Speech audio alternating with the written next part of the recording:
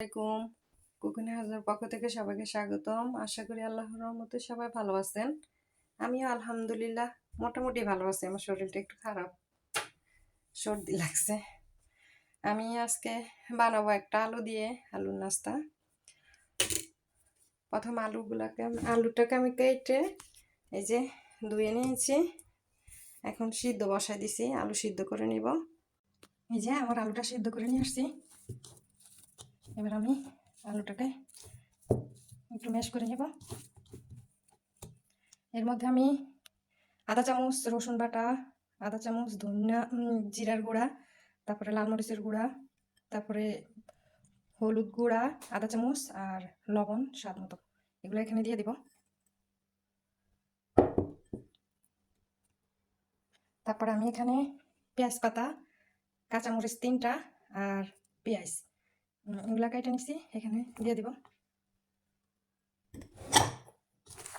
এগুলো ভালো করে হাত দিয়ে ম্যাশ করবো, মিশাবো। এর মধ্যে আমি এই যে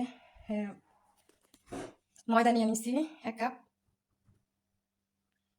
যতটুক লাগে একটু দিব। ভালো করে মিশিয়ে নেব, একটা ডো বানিয়ে নেব।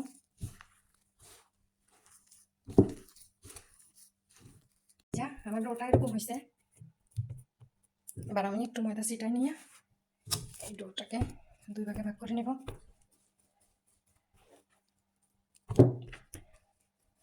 এবার আমি এটাকে বেলে নেব, বেলে দেখা দিচ্ছি আপনাদেরকে। যে বেলা পরে এরকম মোটা হয়েছে। আমি এবার এই যে 4-5টা আবার বেলে নেব। এখান থেকে একটু কেটে দিব। এবার আমি এই নাস্তাটা বানিয়ে নেব।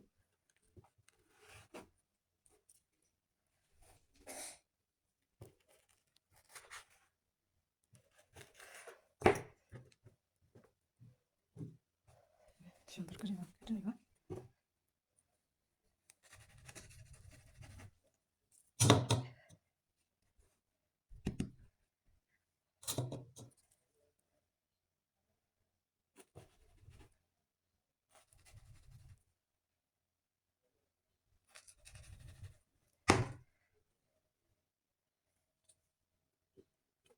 এভাবে আমি সবগুলো নাস্তা কেটে নেব। আমার সবগুলো নাস্তা বানানো হয়ে গেছে। এখন আমি যেখানে তেল দিয়ে দেবো, কড়াইতে তেলটা গরম হয়ে গেছে। এখন আমি নাস্তাটা একটা একটু করে দিয়ে দেবো। বিসমিল্লাহির রহমানির রহিম।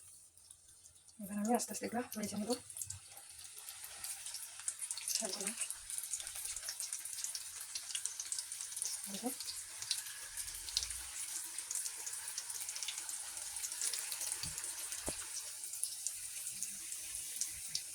সবগুলো আমি নাস্তা ভেজে নেব। ও আরেকটা কথা বলে দিই, আমি এখানে পেঁয়াজ পাতা দিচ্ছি। আপনাদের যদি পেঁয়াজ পাতাটা না থাকে সমস্যা নেই, ধনিয়া পাতা দিয়ে দিন, আরো ভালো হবে। আচ্ছা, এই দেখেন বন্ধুরা, আমার নাস্তাগুলো একদম ফুলে ফুলে গেছে।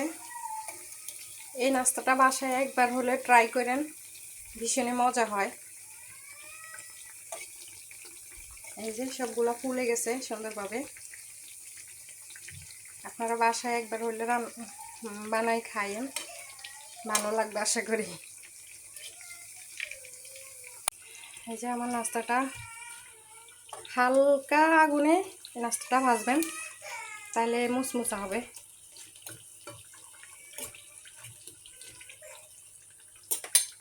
এই যে আমার এগুলো ভাজা হয়ে গেছে।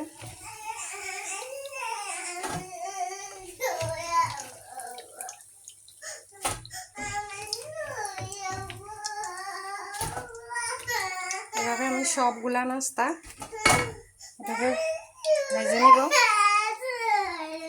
আমার সবগুলো নাস্তা এভাবে ভাজা হয়ে গেছে, এগুলো আমি এবার উঠে নিব।